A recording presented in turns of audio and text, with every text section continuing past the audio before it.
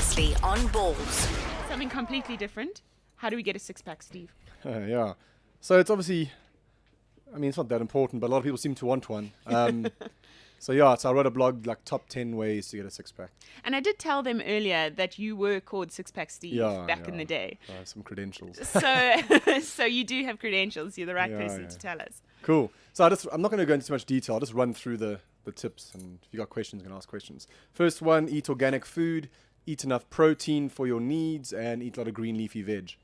Obviously, the more you sustain your body with good nutrition, the less toxins you'll have, and you store toxins in your fat. So then that sort of hides your well-crafted six-pack. I don't know if anyone can see Simon in the background of Steve's camera taking notes on his laptop.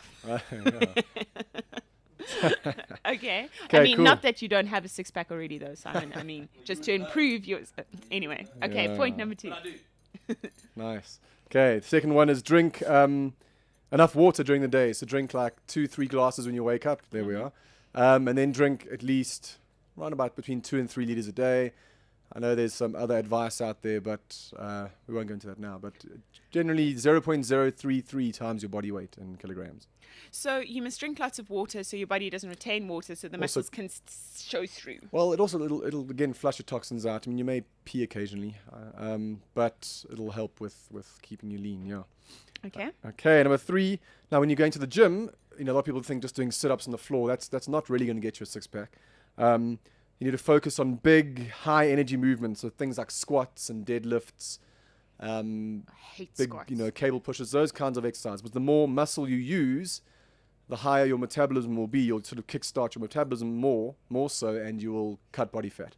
So it's weights at the Bigger gym. weights, yeah, deadlifts Bigger and weights. squats and that kind of stuff. Deadlifts Does have and a big effect, yeah.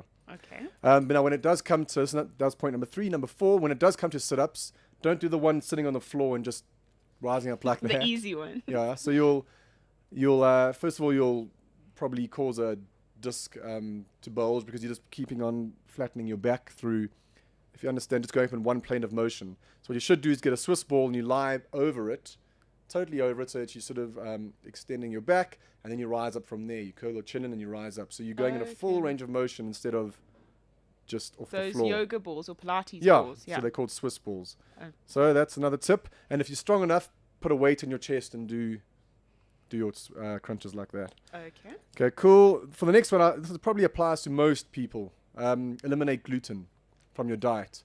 Most people are gluten intolerant, not necessarily gluten. Is gluten fat? No. Gluten is a protein found in all grains and wheat and so on. Oh, carbs. So in bread, that kind of stuff. And you'll see people eat gluten, they'll get a little mini paunch at the bottom of their stomach kind of thing. And that's a gluten reaction. So most people should avoid it. Cool, so there's that one. Why, do you relate? Clearly. Just got thinking. Okay.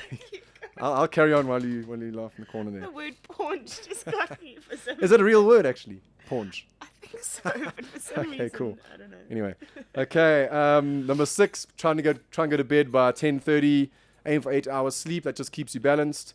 Again, the less stress, the less body fat you'll be storing, especially around your stomach, around your organs.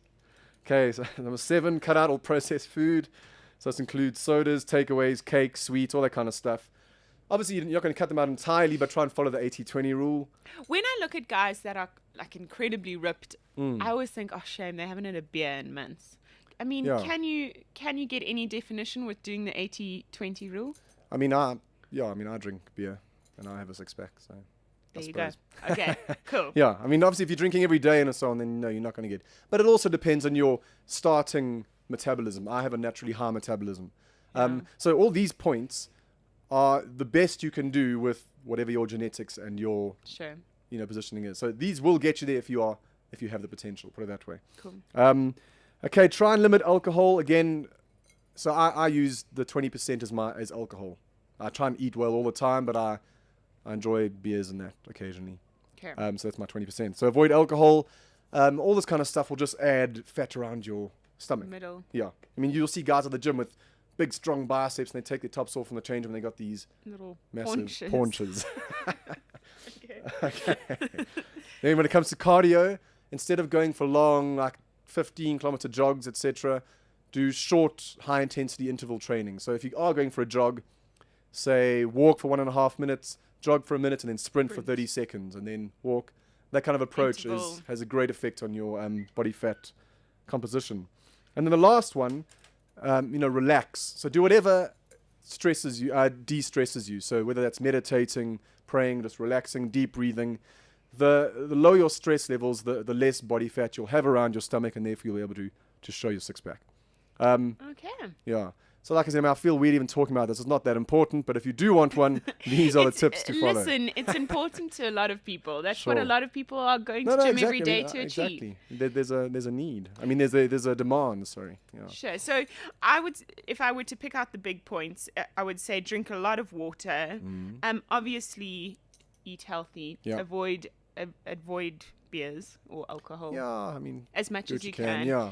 And when you do your sit-ups, do it on a Pilates ball. Yeah, definitely. With a weight get the if full you can. extension. Okay, interval running and avoid Big weights at gym like squats and deadlifts and stuff. and avoid gluten. Yeah, definitely. Okay. Cool. We need like someone to do the six-pack challenge where we've got a before photo, and then after maybe 6 weeks of these 10 points, we need an after. Yeah. After. Are some people? I mean, I guess it's pretty obvious. Some people are genetically prone to building muscle quicker than others. Yeah. Eh? Some will have higher fast twitch muscle fibers. If you look at sprinters, they're a classic example. You have a more natural predisposition to getting muscular and so on. Yeah.